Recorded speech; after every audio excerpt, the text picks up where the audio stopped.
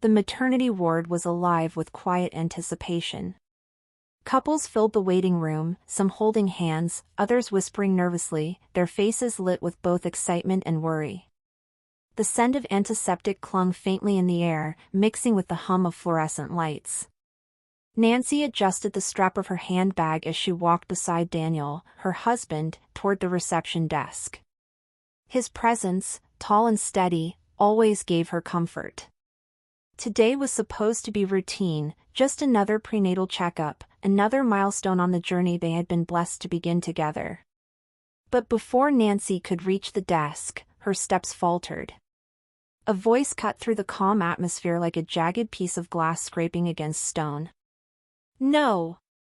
I told you already, I don't need any test. You're the problem, not me." The harsh words boomed across the ward. Heads turned. Nurses exchanged uneasy glances. A small cluster of patients leaned forward in their seats, curious eyes fixed on the source of the commotion. Nancy's heart skipped a beat as she recognized that voice. It was sharp, impatient, tinged with a familiar arrogance that once ruled her life. Slowly, she turned her head, and there he was. Mark. He stood near the far side of the waiting room, his broad shoulders stiff beneath a neatly pressed shirt. His hand cut through the air angrily as he gestured toward the woman sitting next to him.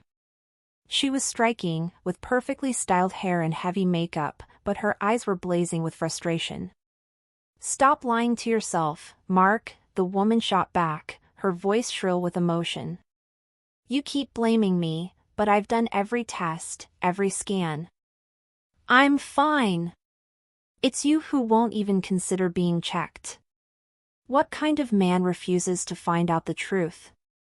Her words echoed, drawing even more attention. The waiting room, once filled with soft chatter, had grown silent. Only the ticking of the clock and the woman's fury broke the stillness. Mark's jaw tightened, and his voice dropped low, almost a growl. "Don't you dare put this on me. I'm perfectly healthy. You're just defective." Nancy inhaled sharply. The word hit her chest like a punch, though it wasn't aimed at her this time. Defective. She had heard that word before, spat at her in the darkness of their bedroom, whispered at parties when he thought no one was listening, hurled like a weapon in arguments that left her in tears. 8 months had passed since she last saw him, but the venom of his words hadn't changed. Beside her, Daniel noticed her stiffening and placed a gentle hand on her back. "Nancy?" he asked softly, his eyes searching her face. She swallowed, trying to steady herself, but her gaze was locked on the scene unfolding. The mistress, or perhaps now his partner, had risen from her seat, her arms crossed defiantly. "I'm tired of this," the woman exclaimed, her voice cracking with anger. "You left your wife because you thought she couldn't give you a baby. You blamed her for everything. And now here we are, the same problem, the same excuses, the same pride. Don't you see? The issue isn't me. It wasn't her either. It's you." Gasps rippled across the room. A nurse hurried closer, trying to de-escalate the scene, but Mark waved her off, his face flushed with rage. His ego, always fragile, was now being torn apart in public. Nancy felt the blood drain from her face. She hadn't expected this. She hadn't expected to run into him here, of all places, on what was meant to be a joyous and quiet day. But fate had other plans, pulling her into a confrontation she hadn't asked for. For a moment, her mind reeled back, flashing images of nights spent crying alone, of arguments that shook the walls of their small apartment, of pleading with him to take a simple test, just one test, that could have saved them years of pain. And now, here he was, repeating the cycle with another woman, his pride blinding him as always. Daniel leaned closer, his voice low and protective. "Do you want to leave?" Nancy shook her head faintly, though her pulse raced.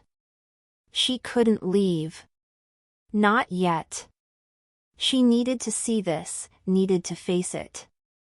The truth she had long known was playing out in front of her eyes, in front of a room full of strangers who now saw Mark for what he really was. Her gaze shifted back to him. His mistress's voice trembled as she pressed on, "Everyone can see it, Mark. Everyone knows you're the problem. Why can't you admit it?" Mark's eyes darted around, his composure slipping as the murmurs of onlookers grew. And then, as though sensing her presence, his gaze collided with Nancy's. Time seemed to stop. His face drained of color, his anger replaced by something else: shock. Confusion. Fear. Because there she stood. Nancy. Not broken, not abandoned, not defective, but radiant, her hand resting on her growing belly. And next to her, Daniel's steady presence spoke volumes. Mark blinked, as though the sight of her pregnant figure was too much to process.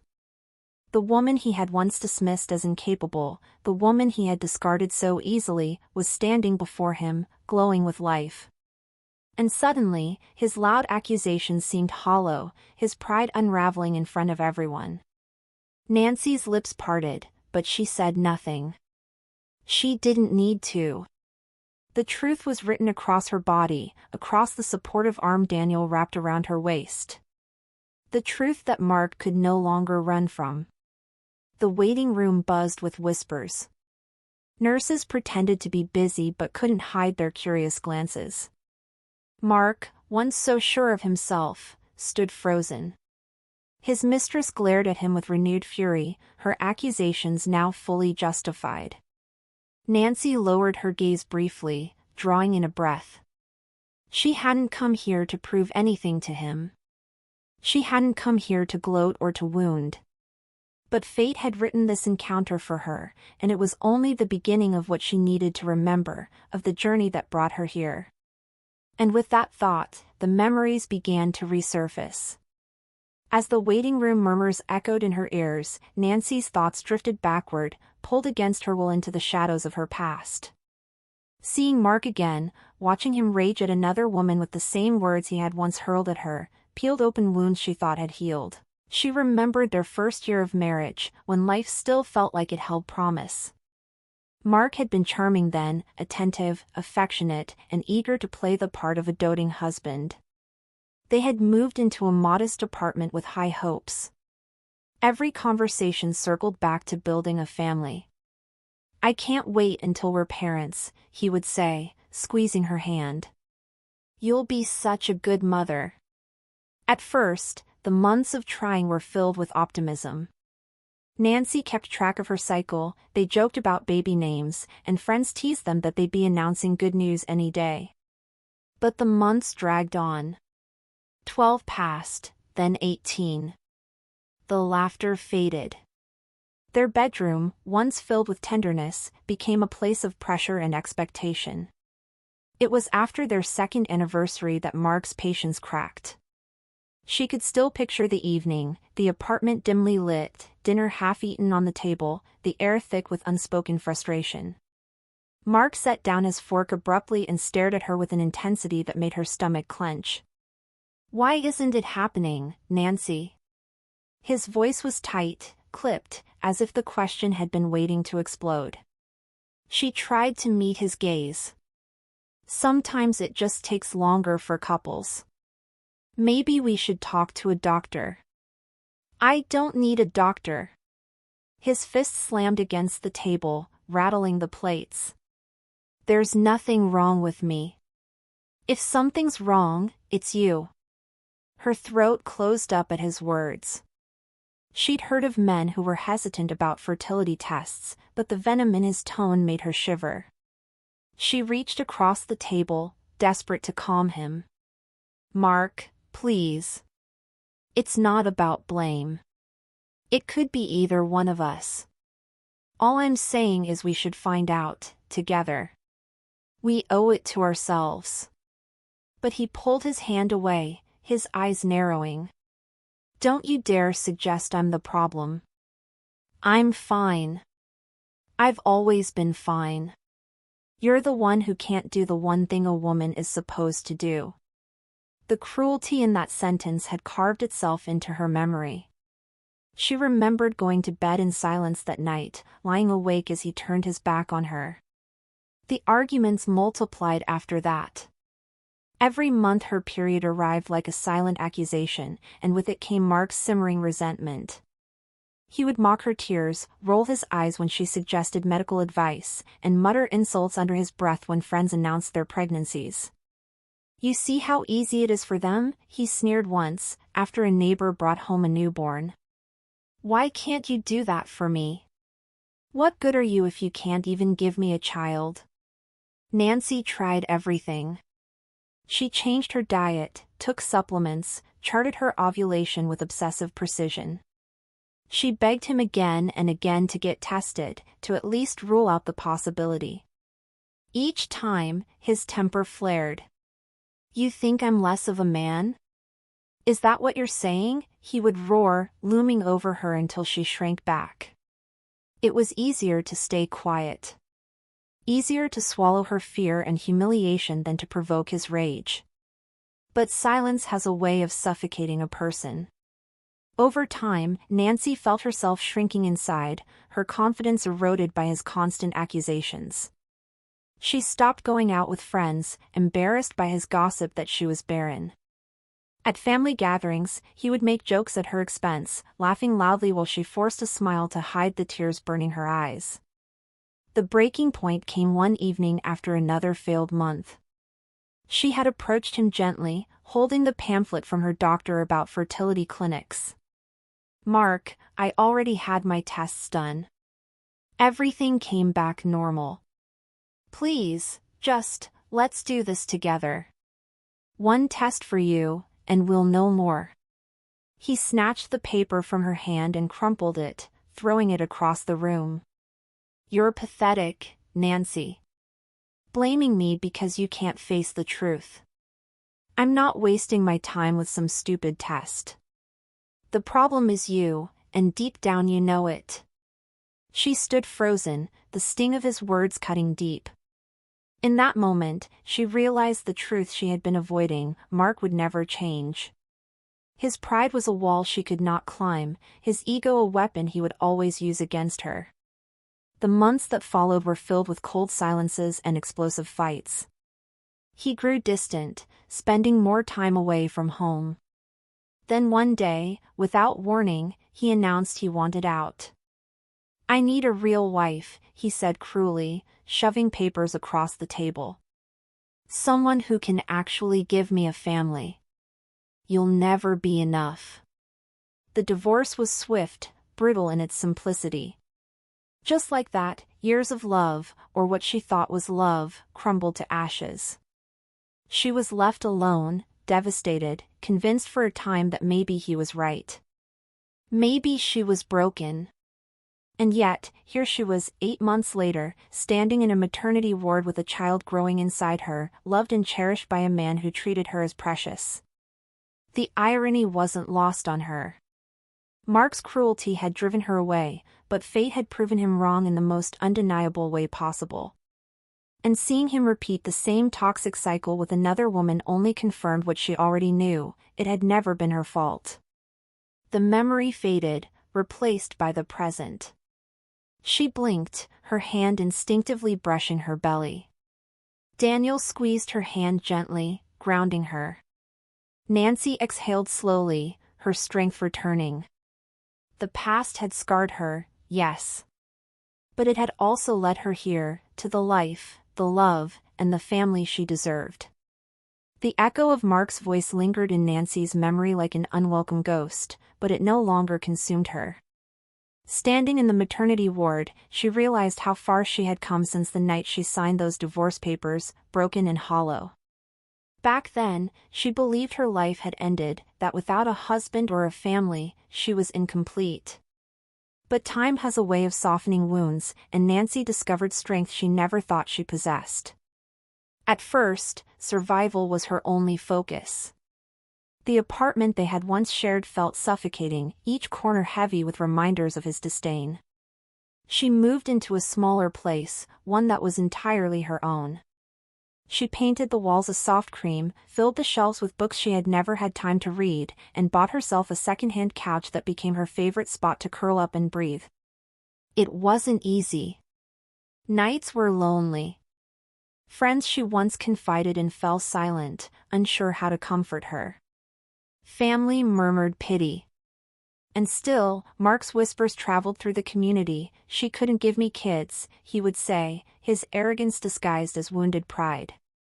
Every time she heard, Nancy felt the familiar stab of shame. But slowly, she began to push back.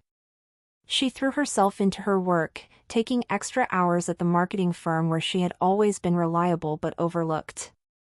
Her boss noticed her determination and rewarded her with bigger projects. She wasn't just proving something to Mark, she was proving it to herself. It was at a corporate charity event, months after the divorce, that she first met Daniel.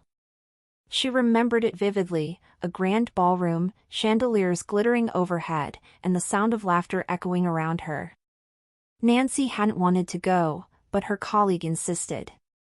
She had worn a simple navy dress, her hair loose around her shoulders, still convinced she was invisible.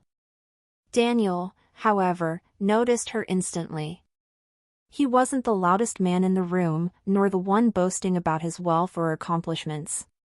Instead, he carried himself with quiet authority, the kind of presence that drew people without him needing to demand attention. Tall, with salt and pepper hair and sharp gray eyes softened by kindness, he had introduced himself with a warmth that disarmed her. "Events like this can be overwhelming," he said, handing her a glass of sparkling water when she admitted she didn't drink much. "But I've found the best conversations happen in the corners, away from all the noise." Nancy smiled, surprised by how easily he made her laugh. They spoke about books, about travel, about dreams that had nothing to do with children or the roles others expected them to fill. For the first time in years, she felt seen not as a failure or a burden, but as a woman with worth, with stories worth listening to. Their connection grew naturally. Coffee dates turned into dinners, and dinners into long walks under the city lights. He never rushed her.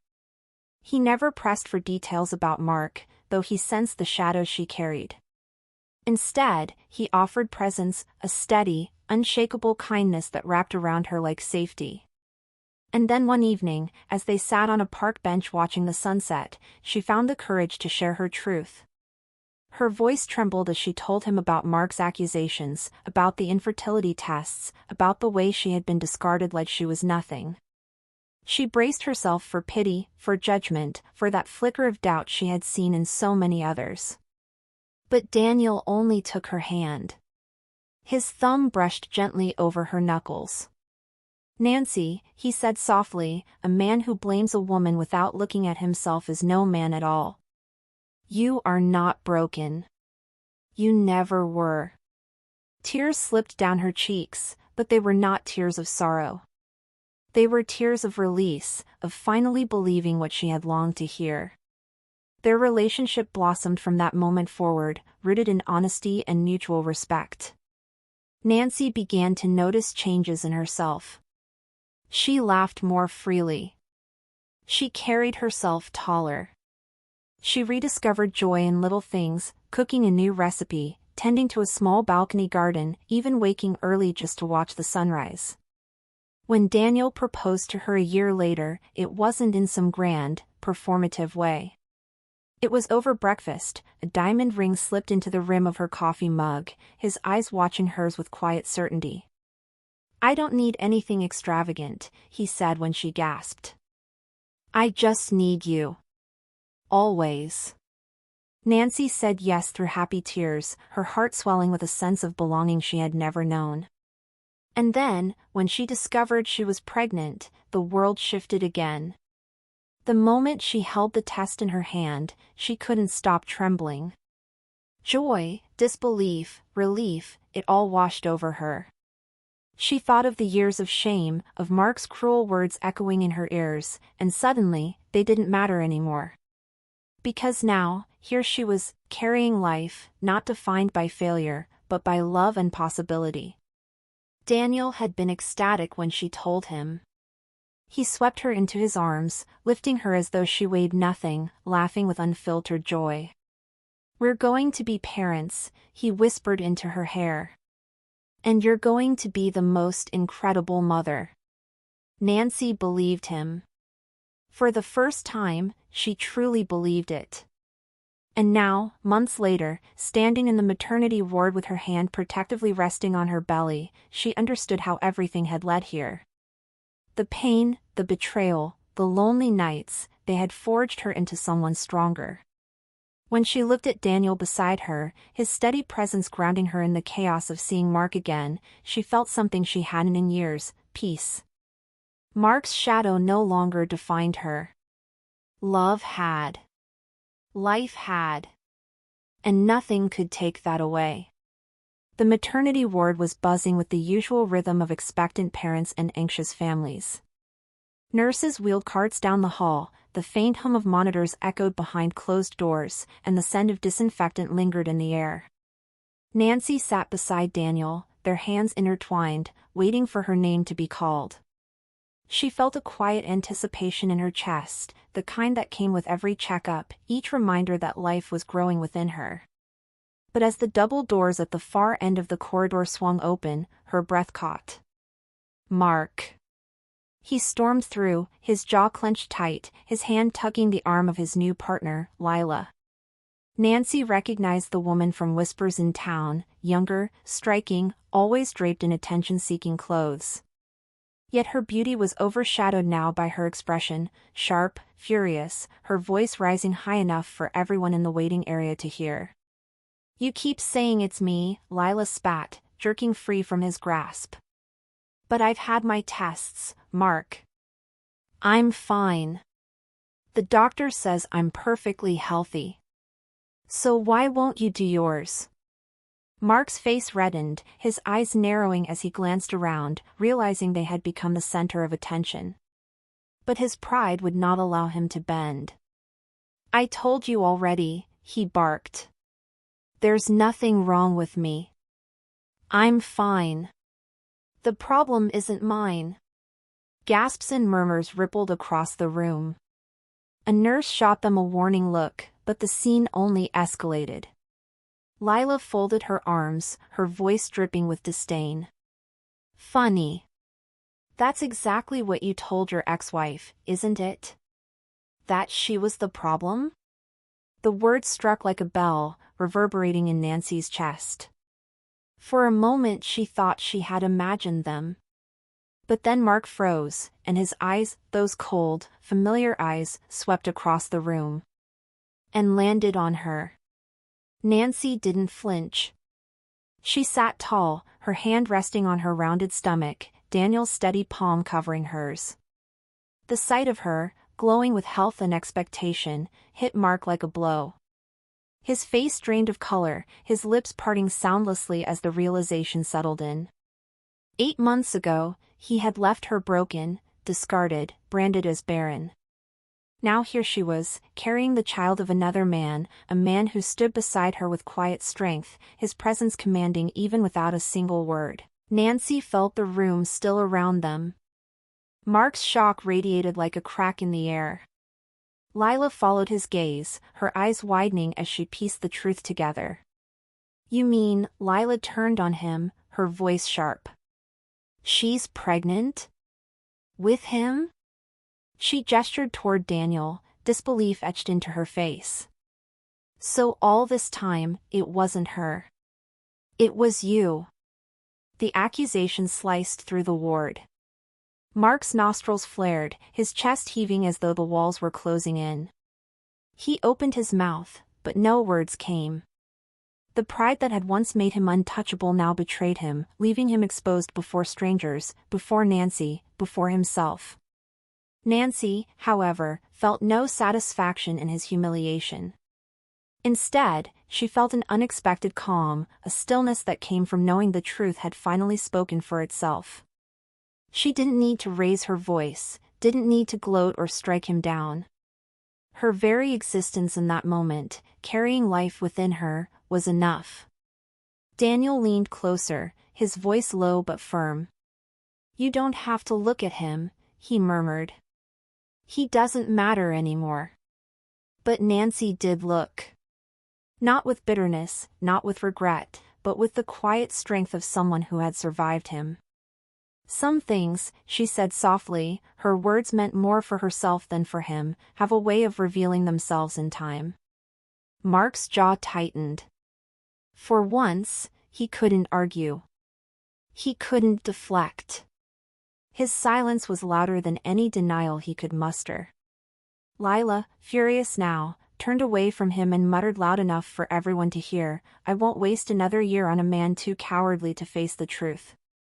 She stormed toward the reception desk, demanding to see the doctor alone.